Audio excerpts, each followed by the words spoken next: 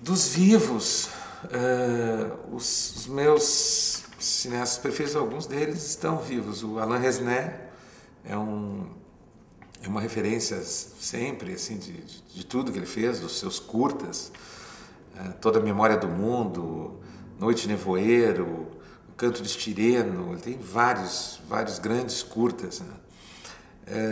E longas, né?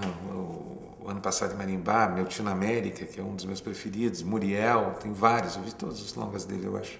E ele continua filmando, tem filme dele novo, né? Eu não vi o último, mas um dos últimos, que é o Medos Privados em Lugares Públicos, é um excelente filme. Ele continua filmando muito bem. O Woody Allen tem um filme passando novo, né?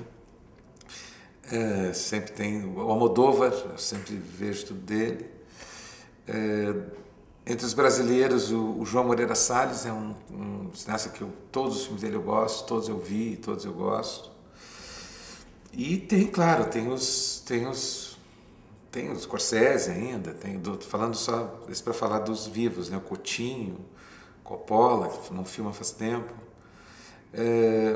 E tem todos os mortos daí, aí é uma fila enorme, né? Começar pelo Billy Wilder, talvez, e, enfim, Fellini, Kurosawa, tem muitos, né? Entendi. Eu queria que você comentasse agora como foi essa passagem do jovem dos anos 80 que fazia cinema para hoje, que o Jorge Furtado é uma referência do cinema gaúcho e do cinema nacional. Enfim, acho que o Sul cresceu muito depois de você. Eu acho assim, quando a gente começou essa turma, eu, Giba, o Gerbasi, Nadotti, Werner, a Nora e a Ana Azevedo, a Nora Goulart, e assim, essa turma, a gente começou a fazer cinema lá nos anos 80, a gente estava pensando em fazer um cinema urbano, assim, nós não morávamos em Porto Alegre, filmávamos em Porto Alegre porque morávamos lá, né? Mas a ideia era fazer um cinema que funcionasse em qualquer lugar, assim, né? O cinema gaúcho, que existe desde que o cinema brasileiro começou, né? Um dos primeiros filmes, O Crime do Pântano, lá do início do século XX, em Pelotas, tem um ciclo de Pelotas, teve pioneiros no interior, vários, né? Teve Teixeirinha, sempre teve algum cinema sendo produzido lá, né? Mas essa turma eram pessoas que queriam fazer um cinema urbano, né? E viver de cinema lá. Claro que o fato de a gente ter conseguido de alguma maneira fazer isso estimulou, imagino, muitas pessoas a fazer também, né? E agora temos 3 escolas de cinema no Rio Grande do Sul, pelo menos, mais até. Tem vários novos realizadores, tem um espaço na televisão muito interessante de produção de dramaturgia, né? Na TV, na RBS TV, que é a Globo de lá, tem um espaço para produção de ficção e dramaturgia local de sucesso, vai da Ibope, isso emprega gente, revela atores, revela diretores, enfim. Então tem uma produção constante, assim. O Rio Grande do Sul ele é o terceiro polo de produção há bastante tempo e continua sendo, né? E eu assim, fico feliz quando descubro que tem gente assim, viu teu filme, queria fazer, resolvi fazer, enfim, acho bom. Entendi. E você, como roteirista, você acha que para trabalhar com cinema, para ser um roteirista, para ser um diretor, precisa de uma formação ou acadêmica? Não, uma formação acadêmica, uma formação sim, né, em algo, né? Os diretores, eles normalmente vêm das outras funções do cinema, né? Há fotógrafos que viram diretores, há roteiristas que viram diretores, atores, produtores, montadores que acabam virando diretor. Diretor não estuda para ser diretor, eu acho meio estranho, precisa estudar para ser diretor, precisa fazer cinema, né? Fazer cinema tem que entender como o cinema funciona e tal, e pode vir dali. Billy Wilder era um roteirista que virou diretor, Scorsese era um montador que virou diretor, enfim, atores, né? Então, uma formação alguma tu tem que ter. Se tu tiver a chance de estudar numa escola de cinema, ótimo, né? Encontrar um monte de gente que quer fazer cinema, falar sobre isso, discutir, estar envolvido com aquilo ali, ter professores que te indiquem filmes e livros, muito bom, mas não é fundamental, né? Na França é muito comum, né? Quase todos os realizadores franceses são formados em cinema, porque a França tem essa tradição acadêmica, né? No Brasil isso é bem menos comum, agora está sendo mais comum por causa das escolas, né? Mas tem grandes diretores que Fellini nem conhecia cinema, ele dizia que gostava de vaudeville, de teatro, de desenho, e aí acabou fazendo cinema. Você aposta em alguma região do Brasil, algum cinema, enfim, qual região brasileira você acha que está crescendo? Olha, tem cinema em todo lugar, né? Em todos os lugares se faz. A Bahia está voltando a ter uma produção interessante, estão fazendo longas de novo e vários curtas. O Espírito Santo tem um movimento interessante de filmes também, de vídeos, tem festivais. Eu fui 2 festivais em Vitória, né? Então tem uma turma querendo fazer cinema. Na Bahia, uma tradição antiga, mas está meio retomando agora. Minas sempre tem uma turma fazendo cinema também.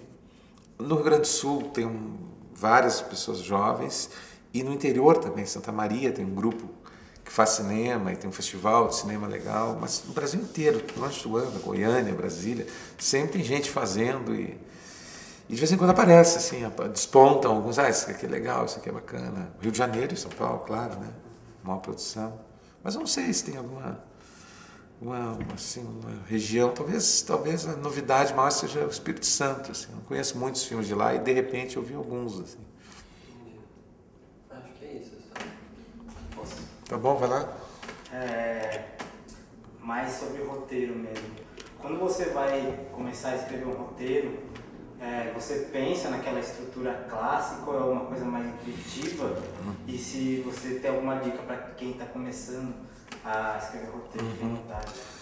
Eu acho que as duas coisas. Eu penso na estrutura clássica, mas é uma coisa mais ou menos intuitiva. Assim. Quando tu escreve uma história, a tua tendência já é fazer uma história em 3 atos, por exemplo. Né? Tu começa assim, começo, meio e fim. Pronto, já está mais ou menos os 3 atos.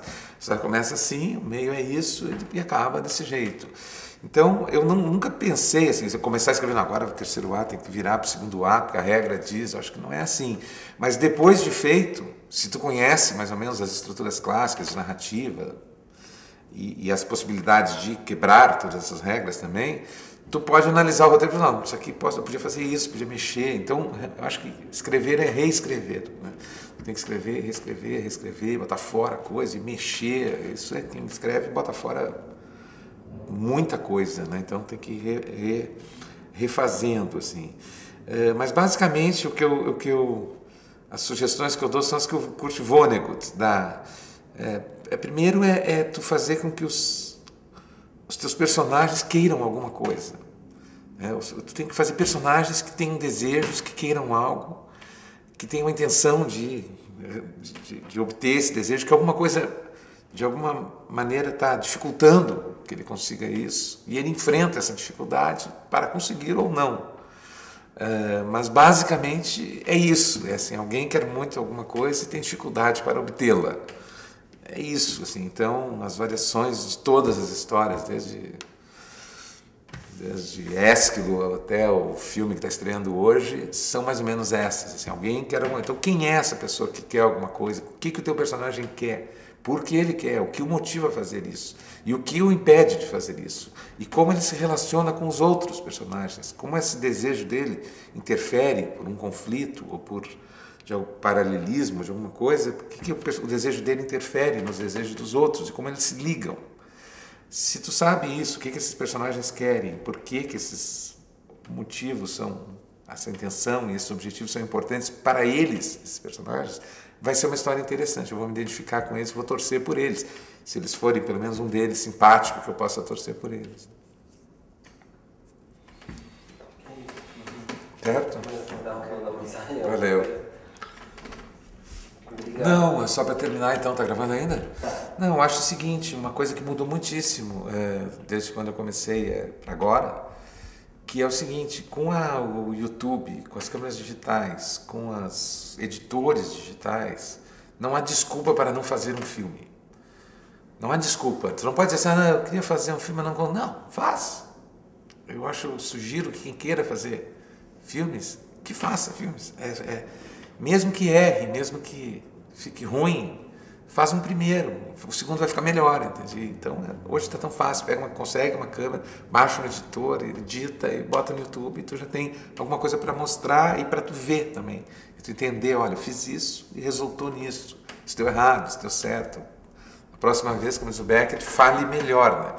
Vamos continuar falhando, mas vamos falhar cada vez melhor. Inclusive essas mídias novas, elas têm formado, por exemplo, um tipo de filme que é uma micrometragem, que é uma coisa nova também. Um minuto, filmes de um minuto, filmes de 30 segundos, tu pode fazer qualquer coisa, faz filme, edita, tem uma ideia nova, né?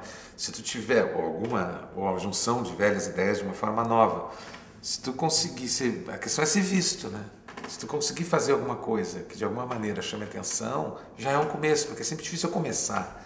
Muito mais fácil convencer alguém a apoiar um projeto teu, se tu já fez alguma coisa, assim, olha, eu fiz esse vídeo aqui, do que tem esse papel aqui que vai virar um filme um dia, né? Se tu já fez alguma coisa é mais fácil.